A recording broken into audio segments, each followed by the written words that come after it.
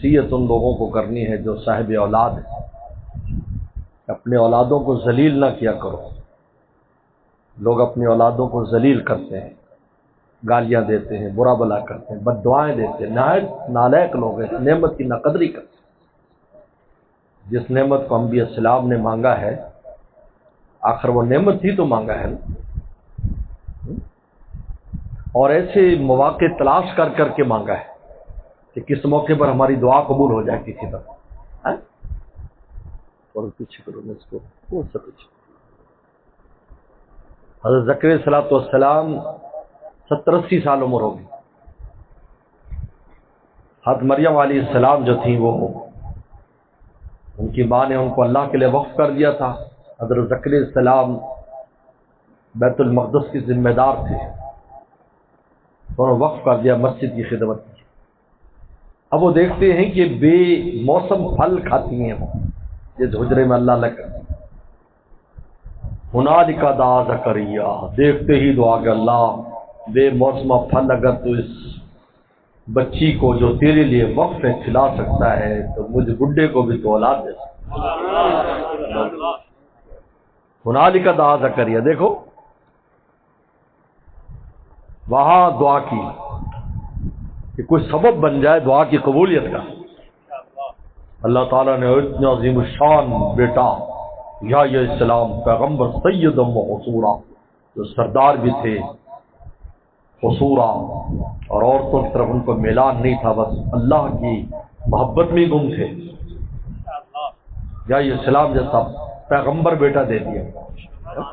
اندازہ کریں، حضرت ابراہیم السلام کی 80 سال عمر ہے۔ ربی حب لی من الصالحین، اللہ ساری نعمتیں تو نے دے دی اور اپنا خلیل بھی بنا لیا، اب مجھے نیک بیٹا دے دے، نیک اولاد دے دے۔ فبشرناہ باسحاق، اسحاق، اس کے بعد یعقوب، پھر اسماعیل، بشارتیں تھیں۔ بلکہ جب بشارت دینے کے لیے آئے فرشتے تو ان کی اہلیہ کہنے لگی اپنے چہرے پر ہاتھ مار کر کے اب مجھے بڈھی کو اولاد ہوگی۔ فرشتوں نے کہا کہ اللہ کے لیے کون سی چیز ایسی جو ناممکن ہو؟ ناممکن کا لفظ مرر آپ کی ڈائری میں، اللہ تعالیٰ کی ڈائری میں نہیں۔ اولاد ہو گئی، لیکن ہم اولادوں کی ناقدری کرتے ہیں۔ ایک تو دعا کا اہتمام نہیں اولادوں کے لیے، اولادوں کے پالنے میں سب سے پہلی چیز دعا ہے، یاد رکھو، اول چیز ہے، جس کو بخاری شریف میں رسول اللہ نے فرمایا کہ والد کی دعا کبھی بھی اولاد کے حق میں رہگا نہیں جاتی، رد نہیں ہوتی۔ پہلا ہتھیار یہ ہے تربیت کا، دعا کا اہتمام نہیں ہے، بد دعائیں دیتے ہیں، اللہ معاف فرمائے، برا بلا کہتے ہیں۔ جن کو نعمت حاصل ہے ان سے جا کر پوچھو کیسے طلبتے ہیں، کیونکہ بن مانگے اور بن زور لگایا ہمیں مل جاتی ہے، سال بعد ہی دنیا میں آ گیا، اللہ عذاب نہ قدر ہے۔ قدر کے بعد آئے اگر پیسے لگے، خرچہ ہو، خرچہ بھی ہو اور جان بھی لگے، پھر قدر آتی ہے۔ یہ نعمت کیسی؟ یہی وہ نعمت ہے جس سے آگے پتہ نہیں کیسے کیسے لوگوں نے پیدا ہونا ہے۔ بعض بزرگوں نے لکھا ہے کہ اولادوں میں کبھی ایک ایسا اللہ والا آ جاتا ہے، اگلی پچھلی 7 نسلیں بخشی جاتی ہیں اس کی وجہ سے۔ ایک انسان ایسا اللہ والا کوئی آ جاتا ہے، اللہ تعالیٰ نے اللہ والے کے لیے کوئی خاص نسل تھوڑی رکھی کہ فلاں نسل میں ہوگا۔ حضرت بلال رضی اللہ عنہ جب ان کی ماں نے پیدا کیا تھا وہ سوچ سکتی تھی یہ بلال وہ ہے جو پیغمبر صلی اللہ علیہ وسلم کے قرب میں جا کر اتنا اونچا مقام پالے گا، قیامت تک کی اذان بلالی کے نام سے معروف ہو جائے گی؟ تو سوچ سکتا ہے کہ والدہ سوچ سکتی ہے، لیکن اللہ تعالیٰ نے کہاں پہنچا دیا۔ آپ دیکھیں ذرا، اللہ تعالیٰ کا جو عطا کرنے کا جو انداز ہے وہ شکل، صورت، نسل کچھ نہیں دیکھتے، فضل چاہیے۔ جس پر فضل ہو جاتا ہے اس نقطے کو اٹھاتے ہیں، ذرے کو اٹھاتے ہیں، آفتاب بنا دیتے ہیں۔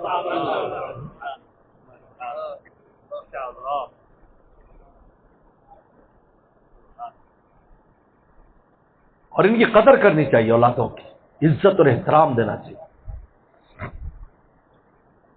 پھر ان کو معاشرے میں بھی اس بات کا احساس ہوگا کہ ہم قابل عزت ہیں. اگر آپ گھر سے ذلیل کرو گے تو باہر بھی لوگ ذلیل کریں گے، تو کہے گا یار میں تو ذلیل ہونے کے لیے پیدا ہوا ہوں. مجھے ایک چھوٹا سا واقعہ یاد آیا. ہمارے ہاں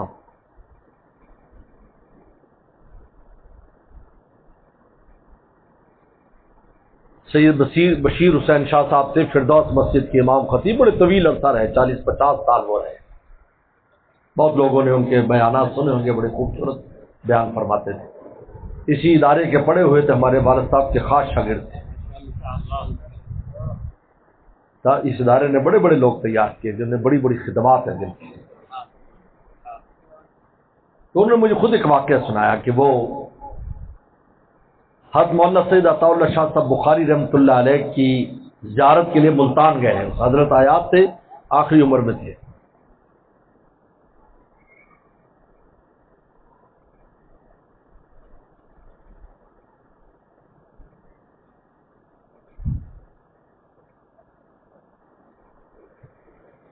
فجر میں پہنچے، فجر نماز حضرت کے پاس پڑھی اور تو کہا کہ حضرت نے بڑے ادب احترام سے نام لیا، فلاں شاہ صاحب، ایسے کہا. بیٹے کو بلایا، فلاں شاہ صاحب ذرا اندر آئے، یعنی بیٹھک میں آئے. تو مولانا خود فرماتے ہیں، میں نے خود مولانا سے ساتھ سنا.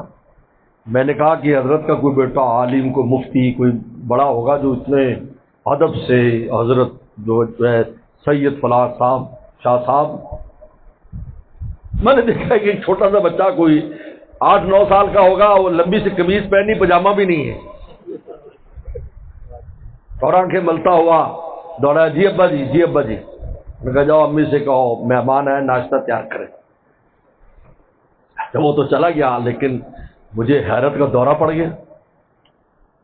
میں نے کہا حضرت شاہ جی اگر محسوس طور پر میں سوال کرنا ہے کہ آپ نے جب نام لیا، جن آداب اور لقاب کے ساتھ پکارا سید فلاں صاحب، تو میں نے سمجھا کہ عالم، کوئی مفتی، بڑا بیٹا ہے حضرت کا، وہ آئے گا.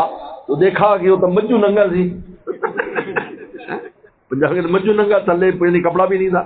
پہلے زمانے میں ایسے ہی ہوتا تھا، نیچے کپڑا نہیں ہوتا تھا، لمبی سے قمیض پہن. گاؤں دیہات میں اکثر منظر ہوتا، شہروں میں بھی منظر ہوتا تھا یہ.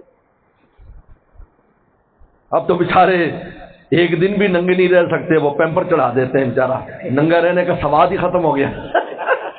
حالانکہ بچے بیچارے ننگے رہتے تھے، لیکن اب جب بس پیمپر چڑھا دو اپنی آسانی کے لیے، کیا چاہے اس میں کتنی تکلیفیں ہو جائیں. اور بہت تکلیفیں ہوتی ہیں اس سے، عجیب بات ہے، اس سے بہت تکلیفیں ہوتی. ابا لکھتے ہیں کہ جو ہر وقت چڑھائے رکھتے ہیں نا جی، سے بچوں کو پیشاب وغیرہ کی تکالیف ہو جاتی ہے. لیکن ہمارے آبا سے رواج بنا ہوا ہے، ننگا نہ کھڑا ہوئے کپڑے خراب ہو جائیں گے اپنے آسانیوں کے لیے.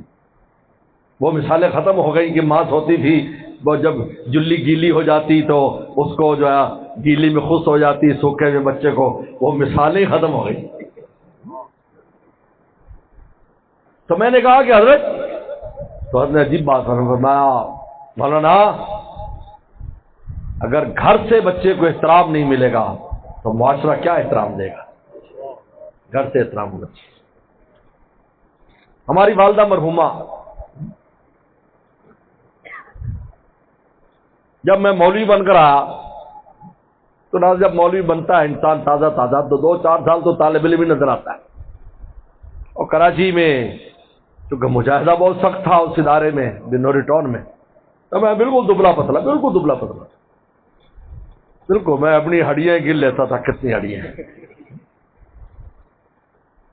اور چہرہ بھی بالکل دبلا پتلا چہرہ، جیسے ابھی کیونکہ فارغ ہوئے تھے نئے نئے.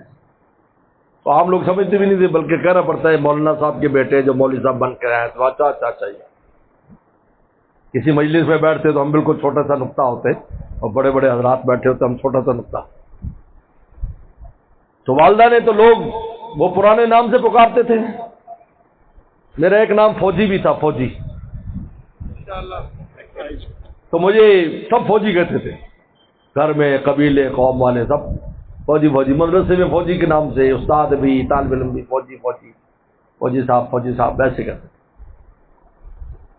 تو والدہ نے سب کو جمع کیا گھر میں، بھائیوں کو، ان کو، خبردار آج سے اس کو کوئی فوجی نہیں کہے گا، آج سے اس کو مولانا جلیل کہو گے تم. والدہ نے پابندی لگا دی. اور میں یہ سمجھتا ہوں ان کی روحانی اثر ہے. اللہ والے لوگ تھے، بہت اونچے درجے کے لوگ تھے. روحانی جو لوگ ہوتے ہیں ان کی زبان سے جب بات نکل جاتی ہے، یعنی وہ نام جو نک نیم تھا وہ ایسا گم ہوا کہ لوگوں کو آج بتانا پڑتا ہے، ویسے پتا کسی کو بھی نہیں ہے.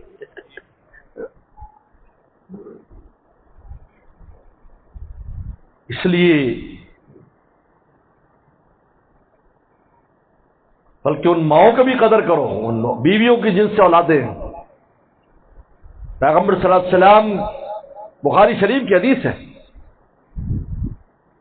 ایک بار پیغمبر صلی اللہ علیہ وسلم نے ایک بکری ذبح کی اور اما عائشہ سے فرمایا کہ عائشہ اس میں سے گوشت خدیجہ کی سہیلیوں کو بھی بھیج دینا.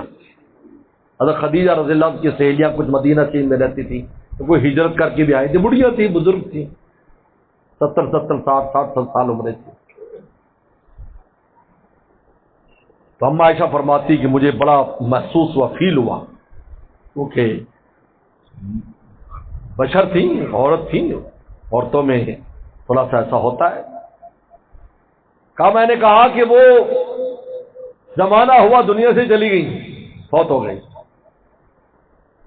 اور پھر آپ کی خدمت میں بھی جب آئی تو سب بھی بڑھیا تھی. وہ کہا 40 سال عمر تھی آپ کی، 25 سال.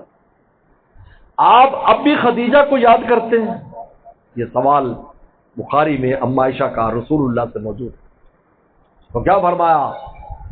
ہاں ان لی منہا ولدن، ہاں میری اولاد اس میں سے ہے، اس لیے مجھے خدیجہ یاد آئی. حضرت حسین کو دیکھتے تھے، حضرت فاطمہ زہرا کو دیکھتے تھے، حضرت زینب کو دیکھتے تھے، حضرت رقیہ کو دیکھتے تھے، حضرت ام کلثوم کو دیکھتے تھے. ماں یاد آتی تھی کہ یہ تو ثمرہ ہے. آج پوری دنیا میں جو اولاد ہے پیغمبر سلام کی، وہ ساری حضرت خدیجہ رضی اللہ تعالیٰ کی طرف ہی نسبت جاتی ہے، ماں کی طرف.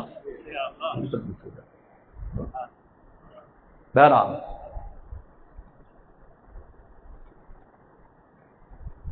حضرت عمر رضی اللہ تعالیٰ نے ایک نصیحت کی ہے.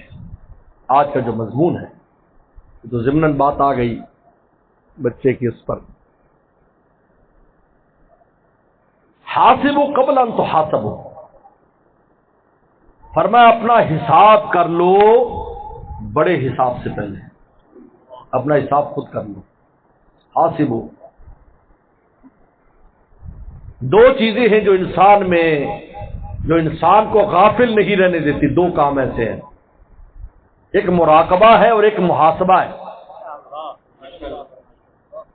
مراقبے کے بارے میں عبداللہ ابن عباس سے فرمایا رسول اللہ نے، راقب اللہ، اے عبداللہ اللہ کا مراقبہ کرتا رہا کر، تجد تجاہک، مولا کو اپنے سامنے پائے گا. مراقبہ کیا ہے؟ دھیان. ہر وقت یہ دھیان رکھنا کہ میرا مولا میرے اوپر ہے، میرا مولا مجھے دیکھ رہا ہے، میرا مولا میرے ساتھ ہے، میرے مولا میری بات سن رہا ہے، میرے مولا میری ہر حرکت کو جانتا ہے. اس کا نام مراقبہ ہے. راقب اللہ، اللہ کا مراقبہ، اللہ کی رعایت کرنا ہر موقع پر کہ میرا مولا میرے ساتھ ہے، میرا مولا میری بات سن رہا ہے. اللہ فرماتے ان اسمع و ارا، اے موسیٰ گھبرانے کی ضرورت نہیں ہے، میں سن بھی رہا ہوں، میں دیکھ بھی رہا ہوں. فرعون کی کیا مجال ہے کہ تجھے نقصان پہنچا سکے؟ اسمع و ارا. انک باعیننا، میری بے شمار نگاہیں، ہمارے محبوب صلی اللہ علیہ وسلم میری بے شمار نگاہوں کے سامنے آپ ہیں. ہر وقت میری بے شمار نگاہیں آپ کو دیکھتی رہتی ہیں، آپ جدھر جاتے ہیں میری بے شمار نگاہیں آپ پر پڑتی رہتی ہیں. اس لیے پیغمبر سلام جہاں جہاں قدم رکھا، جہاں جہاں گزرے، جہاں بیٹھے، جہاں لیٹے، جہاں رہے، وہاں اللہ تعالیٰ کی بے شمار نگاہ کرم کا اثر آج بھی ان زمینوں پر موجود ہے. انک باعیننا، بے شمار نگاہیں. ایک عین سوال نہیں کی کہ ایک آنکھ کے سامنے. آیوننا، جس طرح ان کی ذات غیر محدود ہے، ان کے دیکھنے کی طاقت بھی غیر محدود ہے، ان نگاہوں سے دیکھا۔ وہی وجہ ہے کہ آج بھی وہ جگہ زیارت گاہ ہے، پورا عالم کھچ کھچ کے تلاش کر کر کے ان جگہوں پر جاتا ہے جہاں پیغمبر سلام گزرے بھی ہیں۔ تھوڑا سا بھی اگر آپ نے وقت گزارا ہے یا کسی بات کے بارے میں فرمایا ہے، لوگ کھچ کھچ کے آتے ہیں، کیونکہ اللہ تعالیٰ کی بے شمار نگاہیں ان جگہوں پر پڑی ہوئی ہیں۔ اس لیے میرے شیخ فرمایا کرتے تھے، یہ ہے تیرے قدموں کے نشانات کا عالم، یہ ہے تیرے قدموں کے نشانات کا عالم، کیا ہوگا تیری دید کی لذات کا عالم۔ جن نے دیکھا ہوگا ان کو کیا مزہ آیا ہوگا۔ آج قدموں کے نشانات کا عالم یہ لوگ مر رہے ہیں، فدا ہو رہے ہیں، کہاں کا رہی رہا ہے۔ ابھی میں گیا تھا، جب حاضری ہوئی میری شوال میں، اتنے دور لوگ پہنچ رہے ہیں، بڈھے بھی جا رہے ہیں، جوان بھی جا رہے ہیں، بچے بھی جا رہے ہیں۔ اس جگہ کو دیکھنا ہے، برکت جہاں اس وقت گزارا تو ان کا بیاہ جننا، کیونکہ وہاں رسول اللہ کے اثرات کے ساتھ اللہ کی نگاہوں کا بھی اثر ہے، ان کا بھی اثر ہے۔ عبدالحق محدث دہلوی رحمۃ اللہ علیہ فرماتے ہیں، میں جب حج کے لیے گیا تو عبد الوہاب متقی رحمۃ اللہ علیہ جو وہاں کے بڑے شیخ تھے، بزرگ تھے، انہوں نے کہا جائر رانا کبھی جانا، جائر رانا وہاں وقت گزار کے آنا، دیکھنا رسول اللہ کے اثرات آج بھی وہاں موجود ہے۔ جائر رانا وہ جگہ ہے جہاں رسول اللہ نے غزوہ حنین کے بعد 3 دن قیام کیا ہے۔ آج لوگ عمرے کا وہاں سے احرام بھی باندھتے ہیں۔ کہا کبھی جانا۔ پھر مجھے دوبارہ ملے، مطار نے کہا گئے، میں کہ نہیں جا سکا کیونکہ 20 میل بنتا ہے وہ، اور زمانے میں راستے بھی نہیں تھے۔ پھر ملے، کہا کہ گئے نہیں۔ پھر ایک دن میں نے ہمت کی، فجر پڑھ کر میں پیدل چل پڑا۔ میں جرانہ کے مسجد میں پہنچا، چھوٹی سی مسجد بنی ہوئی باپ، اب تو بڑی مسجد کر۔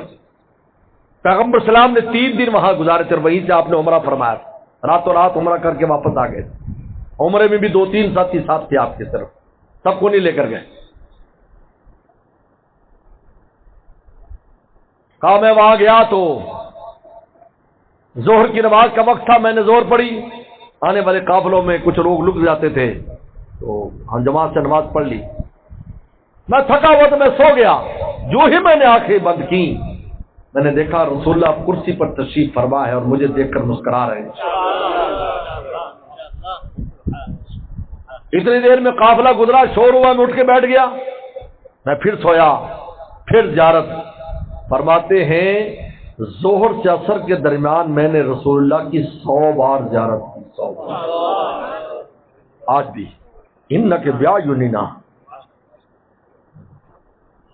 میں راقب اللہ۔ عبداللہ بن عباس کو نصیحت کی رسول صلی اللہ علیہ وسلم نے، اللہ کا مراقبہ کیا کر، یعنی سوچا کر میرا مولا میرے ساتھ ہے، میں ایسے نہیں پھر رہا ہوں آزاد۔ جو کرتا ہے تو چھپ کے اہل جہاں سے، کوئی دیکھتا ہے تجھے آسمان سے۔ یہ وہاں ہے کہ انسان کو اور کچھ نہیں، یار کوئی نہیں، مجھے کسی نے دیکھا، چلو چپ کے جیسا ہو رہے ہو، یہ بے ایمانی کر لو، یہ ٹھگی مار لو، یہ گناہ کر لو، ہے کیسے ہو سکتا ہے؟ جب کسی بزرگ کے پاس کو گیا، کہا میں گناہ کرنا چاہتا ہوں، کہا اس زمین پر جا کر گناہ کر جہاں اللہ کی حکومت نہ ہو، اور اس زمین پر جا کر گناہ کر جہاں اللہ کی روٹی اور پانی نہ استعمال کرتا ہو، اس زمین پر جا کر گناہ کر جہاں پر اللہ کی ہوا نہ ہو، اللہ کی پیدا کردہ ہوا نہ ہو، اس زمین میں جا کر گناہ کر جہاں اللہ کو پتہ نہ چلے کہ تو نے گناہ کرنا ہے۔ انہوں نے کہا ایسی تو کوئی جگہ نہیں۔ کہا پھر نالائقی کرنے کی کیوں سوچتا ہے تو؟ یہ تو تب سوچے نا کہ اگر تم چھپ جا سکتا ہے، جب چھپ نہیں سکتا ہے تو راقب اللہ، مراقبہ کرو، دھیان کرو اللہ کی طرف، اس کو مراقبہ کہتے ہیں، دھیان کرو۔ یہ پہلا مراقبہ ہے۔ لوگ کہتے ہیں مراقبہ پوچھتے ہیں، بھئی یہی مراقبہ ہے، گردن جھکا کے بیٹھنے کا نام مراقبہ وہ الگ ہے، وہ الگ چیز ہے۔ یہ مراقبہ یہ 24 گھنٹہ ہے کہ ہر وقت آپ نے دل میں خیال رکھنا ہے میرا مولا میرے ساتھ ہے، میں جو بات کر رہا ہوں میرا مولا یہ بات سن رہا ہے، جو میرے کان میں بات آ رہی ہے میرے مولا کے علم میں ہے، دل پہ جو چل رہا ہے دل میں ماتوس والا قد نانو ماتوس بھی نفسو ونا نوکر من حبل الورید، تیرے دل میں آنے والے وسوسوں کو بھی ہم جانتے ہیں، ہم تیری شے رکھتے بھی تیرے زیادہ قریب ہے۔ مولانا رومی فرماتے ہیں انسان ہے دوست تو عجیب آدمی ہے، قریب کو چھوڑ کر بعید کے پیچھے دوڑا پھرتا ہے. ہر چیز تجھ سے بعید ہے، خود تیری جان تجھ سے بعید ہے، تیری جیب تجھ سے بعید ہے، تیرا کپڑا تجھ سے بعید ہے، تیری آواز تجھ سے بعید ہے. اللہ فرماتے ہیں اقرب ہم یہ 6 رگ سے بھی زیادہ قریب ہے، کیونکہ 6 رگ کے بعد ہی ساری چیزیں. اس 6 رگ جو 6 رگ ہے جو دل سے بڑی رگ آتی ہے، اس کے بعد ہی تیرا بولنا ہے، اس کے بعد تیرا دیکھنا ہے، اس کے بعد تیرا سننا ہے، اس کے بعد تیرا چلنا ہے، اس کے بعد تیرا پکڑنا ہے، اس کے بعد تیرا سوچنا ہے. یعنی انسان کے اندر اور ظاہر کی جو صلاحیتیں ہیں وہ 6 رگ کے بعد ہے. اگر 6 رگ منقطع ہو جاتی ہے یہ ساری صلاحیتیں منقطع ہو جاتی ہیں. اللہ فرماتے ہم اس 6 رگ سے بھی تیرے قریب ہے. تو مولانا رومی فرماتے ہیں جب اتنی قریب ذات تجھے موجود ہے، میسر ہے، تو پھر غیروں کے پیچھے کیوں جاتا ہے؟ اپنی ذات پر بھی اعتماد نہ کر، مولا پر اعتماد کر. ذات پر بھی اعتماد نہ کر، میں وہ کچھ بھی نہیں ہے. ثقۃ باللہ، اللہ پر. جب انسان اس مقام پر پہنچتا ہے کہ بس اللہ کے علاوہ کچھ نہیں، میں کچھ بھی نہیں ہوں، بس سب کچھ میرا مولا ہے. خدا کی قسم اس وقت اللہ سے انسان پر، فرشتوں پر فخر فرماتے ہیں. یہ دیکھو زمین پر اسباب کی دنیا کے سمندر دریا خدا نے بہائے ہوئے ہیں. کتنے اسباب ہیں، ایک سے ایک چیز میسر ہے. اس بندے کو دیکھو، اس کو میرا ہی سہارا ہے. اس ذات کا جو نظر نہیں آتی اس کا سہارا لیے، کوئی سہارا نظر نہیں آ رہا ہے.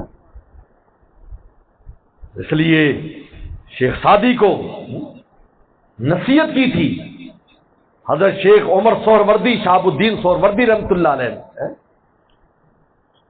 دل آرامے کہ دل را فرو بن، اگر دل کا آرام چاہتا ہے تو اس دل کا دروازہ غیر کے لیے بند کر دے.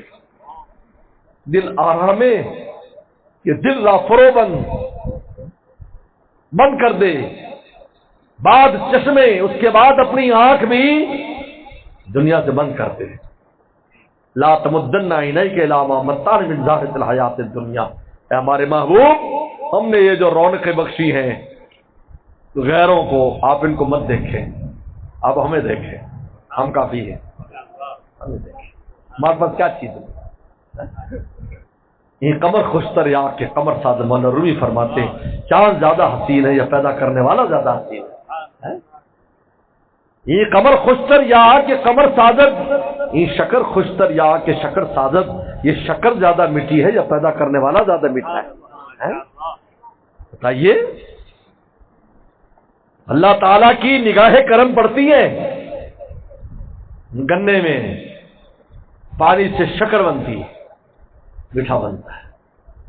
اور وہ جھلڑی بھی اسی کی قسم ہے، جھلڑی بھی، لیکن اس کے اندر کیا ہے؟ خالی اندر سے. حالانکہ نسب کے اعتبار سے ایک ہی ہیں. آپ اگر باٹنی پڑھیں، پودوں کا علم پڑھیں، تو اس میں یہ ایک ہی نسل ہے. جھلڑی جو ہے وہ اور گنا ایک ہی ہے، کانا اور گنا ایک ہی ہے، ایک ہی نسل ہے، اس کے ایک ہی ترتیب ہے. لیکن ایک کو اللہ نے اندر سے خالی کر دیا اور ایک کو شکر سے بھر دیا. یہ شکر خوشتر یا آ کے شکر سعادت. مولانا رومی فرماتے ہیں یہ شکر زیادہ میٹھی ہے یا پیدا کرنے والا زیادہ میٹھا ہے. راقب اللہ، دھیان کر اللہ کا، چلتے پھرتے دھیان رکھ، اپنے کو اکیلا نہ سمجھ. اس دھیان کا فائدہ کیا؟ تجد التشاہد، مولا کی ذات تیرے سامنے رہے گی، تیرے سامنے رہے گی، تیرے ساتھ رہے گی، سامنے. یہ جو اللہ ہمیں سامنے نظر نہیں آتے، یہ سامنے محسوس نہیں ہوتے، اس لیے کہ ہم خود گم ہیں. ہم خود نے نگاہ پھیری ہوئی ہے. مجھے بتاؤ، میرے پیچھے کوئی میرے قریب کھڑا ہو تو مجھے پتہ نہیں ہے، لیکن میں ادھر منہ کر لوں گا تو میرے قریب ہوگا. اللہ کی ذات، اللہ فرماتے ہم تو شہرک سے زیادہ قریب ہیں. بندے کا کام ادھر متوجہ ہونا، وہ تو قریب ہے، تجھے قریب ہونے کی ضرورت ہے. تو قریب ہے، اس کو مراقبہ کہتے ہیں. اور دوسرا موتو قبل ان تموتو، مرنے سے پہلے مر جاؤ. یہ دوسرا مراقبہ ہے کہ انسان سوچے کہ مجھے تو مر کے مولا کے بعد جانا ہے. نفس پہلے سوچ لے جانا کہاں ہے. اللہ کے سامنے کیا جواب دے گا؟ اور آج اس وقت جو حالات پورے عالمی چل رہے ہیں، یہ خطرے سے خالی نہیں ہے، دروازہ کھٹک رہا ہے، کسی وقت بھی یہ آگ میرے اور آپ کے دروازے پر پہنچ سکتی، یاد رکھو، تو معمولی نہ سمجھو۔ یہ عالمی جنگ کی طرف جا رہے ہیں زمانہ، بہت کھا پی لیا، بڑی ترقیاں ہو گئی، حالات اتنے خراب ہیں۔ آپ کو ضرورت ہے کہ اگر ہم آگے جائیں، یہاں تو جیسی زندگی گزری کم از کم وہاں تو اچھی گزرے، ایسے رہے یا کہ ویسے رہے، وہاں دیکھنا ہے کہ کیسے رہے۔ حیات دو روزہ کا کیا عیش و غم، مسافر رہے جیسے تیسے رہے، وہاں دیکھنا ہے۔ ہمارے شیخ نے فرمایا کہ ایک بار کراچی میں ہمارے دادا مرشد حضرت شاہ مولانا شاہ عبد الغنی پھول پوری رحمۃ اللہ علیہ اور میرے شیخ سفر کر رہے تھے، تو ایک محلے سے گزرے جس میں پکے مکان تھے، آگے محلہ تھا جہاں بالکل جھونپڑیاں تھیں، کیونکہ پہلے کراچی میں جب نئے نئے لوگ ہجرت کر کے آئے تو انہوں نے جھونپڑیوں میں رہتے تھے بیچارے، بعد میں اللہ تعالی نے اس ہجرت کی برکت سے ان کو دی کہ کوٹھیاں بن گئی، ورنہ بہت سے بتاتے ہیں کہ ہم جھونپڑیوں میں رہا کرتے تھے۔ بعد میں اللہ نے بڑے اچھے مکان بنا دیے، وہ ہجرت کر کے آئے تو لوٹے پٹے تھے، پر سر چھپانے کے لیے جگہ چاہیے تھی بس۔ تو حضرت نے فرمایا حکیم اختر ان کی بھی گزر رہی ہے، ان کی بھی گزر رہی ہے،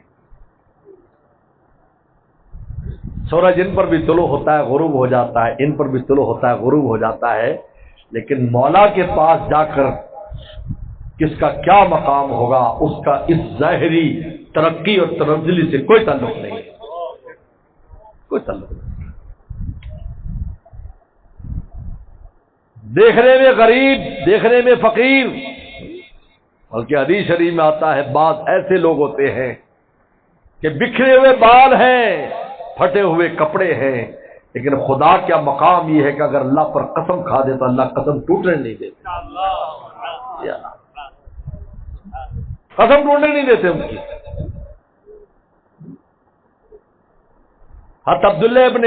حضرت جابر ابن عبداللہ فرماتے میرے والد عبداللہ جب شہید ہوئے غزوہ احد میں تو ہم نے چاہا کہ آپ کو لے جا کر جنت البقیع میں دفن کریں، تو ہم نے ان کو اونٹ بٹھایا، اونٹ پر لادا تو بجائے جنت البقیع جانے کے احد پہاڑ کی جانب چلتا تھا، بڑا زور لگایا یار وہاں لے جائیں،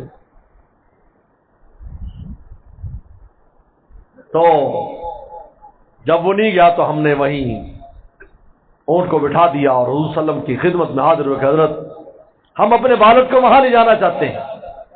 جابر بن عبداللہ بڑے اکابر صحابہ میں سے اور ان کے والد بھی بہت بڑے صحابی، جابر بن عبداللہ وہ صحابی ہیں جن کو فقہائے صحابہ کہا جاتا ہے، جن کو فقیہ اور مفتی کہا جاتا ہے، صحابہ کرام بہت بڑے انسان، بڑے عجیب غریب ان کے واقعات اور قصے ہیں۔ حضور صلی اللہ علیہ وسلم کا بڑا خاص ان پر بڑی خاص عنایات اور نظر تھی، بڑے سمجھدار تھے،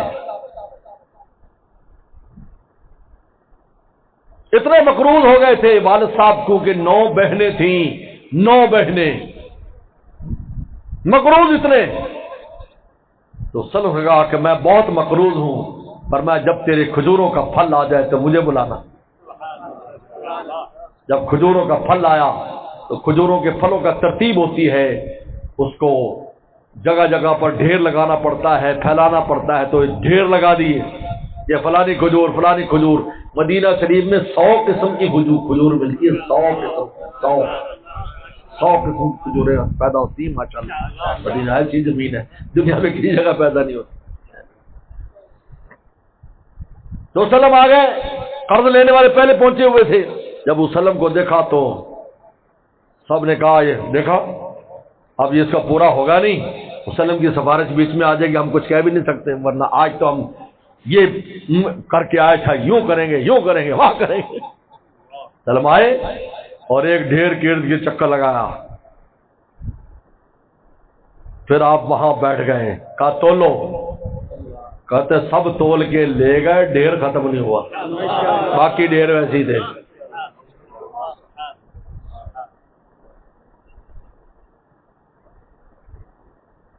تو آپ نے پوچھا پیغمبر سلام نے کہ تمہارے والد جو عبداللہ تھا اس نے کچھ کہا تو نہیں تھا؟ انہوں نے کہا گھر سے نکلتے کہا تھا کہ اگر حضور صلی اللہ علیہ وسلم کے ساتھ اب میں گیا، خدا کی قسم میں واپس نہیں آؤں گا، آگے جاؤں گا۔ آپ نے فرمایا اس نے قسم کھا لی تھی کہ میں مدینہ واپس نہیں آؤں گا، اب اللہ اس کی قسم ٹوٹنے نہیں دینا چاہتے، لہذا اس کو تم اس احد کے میدان میں ہی دفن کرو گے، وہ کبھی بھی بخشی نہیں جائے گا کیونکہ وہ قسم کھا چکا ہے، اور مولا اپنے پیاروں کی قسم ٹوٹنے نہیں دیتے۔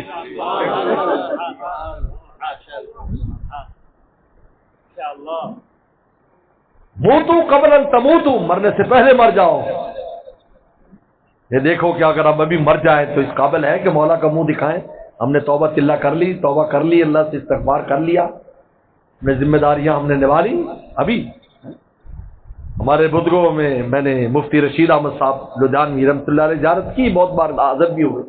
ہمارے والد صاحب رحمۃ اللہ علیہ کی بڑی دوستی تھی ان سے، کیونکہ والد صاحب رحمۃ اللہ علیہ دارالعلوم کراچی مفتی شفیع صاحب کی زیارت کے لیے جاتے تھے تو حضرت بھی وہیں پڑھایا کرتے تھے اس وقت، مفتی تقی صاحب رفیع صاحب کے استاد تھے۔ تو والد صاحب وہ جو کہ منطقی فلسفے اور اس کے معقولات اور علم کی اونچی باتیں کرتے، والد صاحب سے بڑی محبت اور بڑی تعلق اور بڑی گپ شپ ہوتی تھی ان کی، لہذا جب بھی حضرت خدمت میں گیا، حضرت بہت سخت مزاج کے، اور وہاں حضرت کے ہاں ملاقات کی اجازت نہیں ہوتی تھی، لیکن ہم جب بھی گئے اور ہم نے پرچی بھیجی، میں مفتی منیر صاحب ایک بار گئے، حضرت سبق پڑھا رہے تھے، حالانکہ اس دوران بالکل اجازت نہیں، لیکن پرچی بھیجی کہ مولانا نیاز احمد صاحب کے بیٹے ہیں، تو فوراً اندر بلا لیا، سبق پڑھا رہے تھے، کہا کہ بھائی ان کو پیچھے بٹھاؤ، چائے پلاؤ، کہا جتنی دیر بیٹھنا ہو بیٹھ جانا، پھر جانا ہو تو چلے جانا، کیونکہ حضرت والد صاحب کی وجہ سے ہمیں فوراً اندر بلایا۔ تو حضرت کبھی کبھی جوش میں آ جاتے تھے اور رومال اٹھاتے تھے، فرمایا بھائی اسرائیل آئے گا تو یہ دیکھو رومال، چل بھائی اسرائیل لے چل، موتو قبل ان تموتو، مرنے سے پہلے مرو۔ یہ دیکھو کہ ہم اپنے رب کو منہ دکھا سکتے ہیں، منہ اس قابل کر لو رب کو دکھا سکے، بہت آسان ہے۔ ماضی کی تلافی توبہ استغفار سے کر لو، حقوق ہیں تو ان کو ادا کر دو، حال کو اچھا کر لو، بس مستقبل کی کیا فکر ہے، وہ تو کل کی بات ہے، آج کی بات ہے، آج کیا کرنا ہے، اس وقت کیا کرنا ہے، اس وقت اس مجمع میں ہم نے کیا کرنا ہے، اس مجمع میں ہم نے یہی کرنا ہے، یہ نیت کرنی کہ ہم نے خدا کا ولی اور دوست بننا ہے، یہی بیٹھے، یہ حال ہے، یہ ہمارا حال ہے، مستقبل تو بعد ہے، میری نیت پہلے نیت ہے پھر عمل ہے، اس نیت پر ہی خدا نواز دیں گے، نیت پر نواز دیں گے، نیت المومن خیر من عملی۔ اور دوسری بات کیا فرمائی؟ محاسبہ، اپنا حساب کرتے رہو، یار کیا کمی بیشی میرے اندر، کس طرح میں نے خطائیں کی ہیں، اللہ معاف کر دے، دن بھر کا حساب کرو۔ حضرت تھانوی فرماتے تھے رحمت اللہ علیہ، چار پائی پر سونے سے پہلے بیٹھو، اللہ دن بھر جو نیکی ہیں ان پر خدا کا شکر ادا کرو، جو گناہ ان پر معافی مانگو، اگر اسی رات مر جاؤ گے تو کوئی حساب تمہارے ذمہ نہیں ہوگا، کیونکہ کھاتا صاف کر کے جا رہے، اگر ہوگا بھی تو ایک آدھے دن کا ہو جائے گا، پچھلے ساری معافی۔ انی غفار لمن تاب، اللہ فرماتے ہیں میں بہت معاف کرنے والے شخص کو جو توبہ کرتا ہے، انی غفار لمن تاب۔ اس لیے بہترین زندگی گزارنے کا قرآن نے یہ بتایا ہے، استغفروا ربکم ثم توبوا الیہ، استغفار کرو ماضی کا، توبوا الیہ آئندہ کے لیے توبہ، آئندہ کے لیے جو تقوی پر جمنے کا عزم اور گناہوں سے بچنے کا عزم رکھو، جو متعکم متان حسنا، ہم تمہاری زندگی خوبصورت کر دیں گے، دل کا چین، اطمینان، اللہ کا تعلق، اللہ کا فضل تم پر رہے گا۔ یہ محاسبہ ہے، دن بھر کا حساب کرو، کیا لینا کیا لے دینا۔ حضرت مفتی تقی صاحب نے لکھا ہے کہ ایک آدمی حضرت ڈاکٹر عبدالعلی صاحب رحمۃ اللہ علیہ کی پیر کو مجلس ہوتی تھی، اسی طرح پیر کو مغرب کے بعد، عصر کے بعد، میں کئی دفعہ حاضر ہوا ہوں، کئی دفعہ حاضر ہوں۔ اس لیے ہماری جو خانقاہ ہے جہاں کے فیاض محمود صاحب ذمہ دار ہیں، وہ ماشاءاللہ ایسی جگہ پر ہے جہاں 3 بزرگوں کا فیض ہے، اس علاقے میں ڈاکٹر عبدالحی صاحب بھی تھے، اس علاقے میں مفتی رشید احمد صاحب بھی تھے، اس علاقے میں دادا مرشد مفتی مولانا عبدالشاہ عبد الغنی پھول پور رحمۃ اللہ علیہ بھی تھے، اور میرے شیخ بھی رہے، لہذا اللہ نے وہاں بنا دی، ان تینوں بزرگوں کا فیضان اکٹھا ہو گیا وہاں پر۔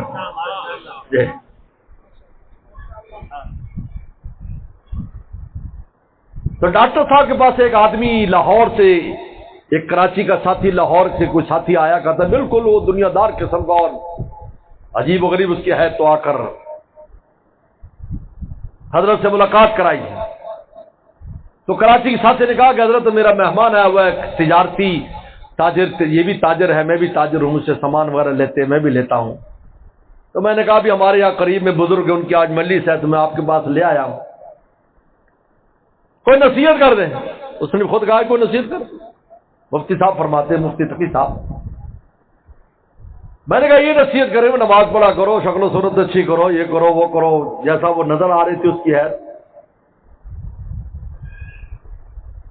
تو کہا ہماری توقع کے خلاف حضرت نے کہا کہ بھائی دن بھر کے گناہوں کی معافی مانگ کے سویا کرو، دن بھر کے گناہوں کی معافی مانگ کے سویا۔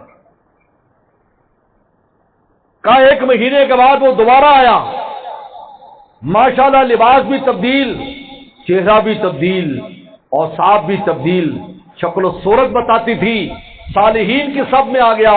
حضرت ڈاکٹر صاحب کو بڑی عزت احترام سے ملا اور پاس بیٹھا، حضرت آپ کے اس عمل نے میرا دل ایسا صاف کر دیا کہ ساری نیکیاں خود شروع ہو گئی، کیونکہ دل کا شیشہ جب گندا ہوتا ہے۔ آپ نے ابھی شعر سنا نا ہمارے حضرت کا کلام، تو پا جائے گا میر ہمت ذرا کر، تیرے دل میں نسبت کا جو ہے خزینہ۔ جب کلمہ پڑھ لیا، اللہ نے اپنی نسبت تجھے دے دی ہے، اب اس نسبت کو جوڑنا تیرا کام ہے۔ دیکھو کسی کی نسبت کسی لڑکی سے طے ہو جاتی ہے، اس نسبت کے بعد کیا کرنا ہوتا ہے؟ شادی کی تیاری کرنی ہوتی ہے، رخصتی کی تیاری کرنی ہوتی ہے، گھر میں کمرہ شمرہ بنانا ہوتا ہے، بارات لے جانی ہوتی ہے، ولیمہ کرنا ہوتا ہے۔ اللہ نے کلمہ دے کر ہر مومن کو اپنی نسبت دے دی، اب نسبت کو پایا تکمیل پہنچانے کا کام تیرا ہے۔ اے میر ہمت ذرا کر، تو پا جائے کہ تیرے دل میں نسبت کا جو ہے خزینہ، اللہ پھر اس نسبت کو اپنے ساتھ ایسا جوڑ لیں گے کبھی جدائی نہیں ہوگی۔ تیرا کامیابی ہے، نسبت ہے ہر ایک بار، نسبت جو کلمہ پڑھے نسبت ہے۔ اب اس نسبت کیسے جوڑنا؟ اللہ والوں کے پاس جانا ہوگا، ان کی صحبتوں میں بیٹھنا ہوگا، یہ تیاری ہے، یہ تیاری ہو رہی ہے، اللہ تعالیٰ کے ساتھ وصل کی تیاری ہو رہی ہے، نسبت کو مقام تک پہنچانے کی تیاری ہے۔ آ جائے گا، خود بھی ہمت کرے گا، گناہوں سے بچے گا، اس نسبت کو توڑنے والی چیزوں سے بچے گا، ٹوٹ جائے پھر جوڑے گا، جو ناکام ہوتا رہے عمر بھر بھی۔ بہرحال کوشش تو عاشق نہ چھوڑے، یہ رشتہ محبت کا قائم ہی رکھے، جو 100 بار ٹوٹے تو 100 بار جوڑے۔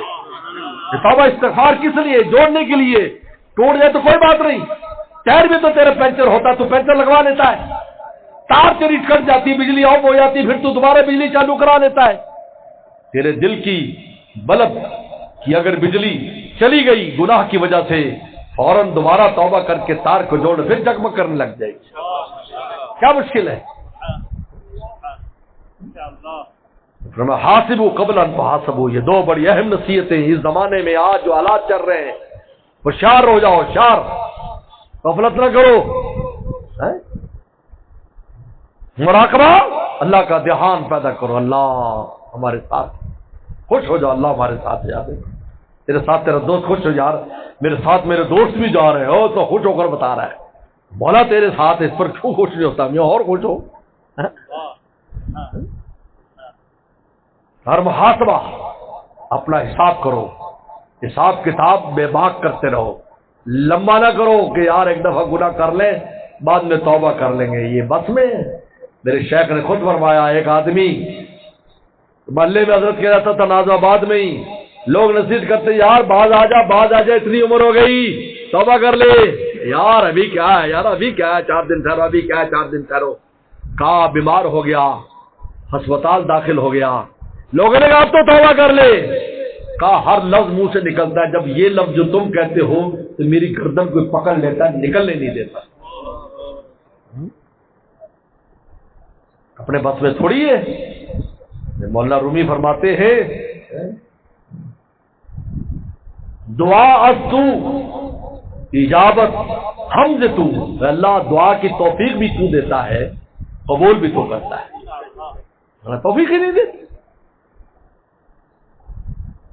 دعا از تو اجابت حمد تو، اے منی یسو محبت حمد تو، اللہ امن کے حالات بھی تو ہی پیدا کرتا ہے اور ڈرنے کے حالات بھی تو ہی تیرے ہی ہاتھ میں ہیں۔ اللہ سب کچھ تیرے ہاتھ میں ہے، سب کچھ آپ کرنے والے ہیں، ہم تو بندے ہیں تیرے دروازے پہ کھڑ کر مانگنے کے لیے پیدا ہوئے، ہم فقیر انتم الفقراء، ہم تو فقیر ہیں، ہر وقت کشکول لے کر تیرے در پر کھڑے، ہمارے ہاتھ پر رحم فرما۔ اللہ مجھے آپ کو عمل کی توفیق عطا فرمائے۔ وآخر دعوانا ان الحمد للہ۔